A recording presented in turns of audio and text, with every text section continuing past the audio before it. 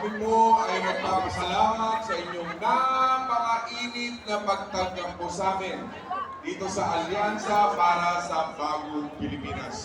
Mga kababayan, ako po'y natutuwa. Talaga namang ang tindi ng mga inyong sigaw para sa amin.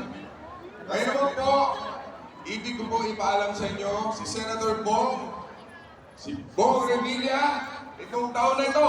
This is my 30th year in public service. Imagine, 30 years, ganun na katanda si Bong Revilla. Pero ang inyong pong lingkod ay naging vice-gobernador, naging gobernador ng lalawigan ng Cavite, naging VRD chairman, hinalal niyo ko bilang number 2 senator noong 2004, noong 2010, hinalal niyo kong number 1 senator. Simula nung hinalal niyo ako number 1, doon na nagka-leche-leche buhay ko. Akala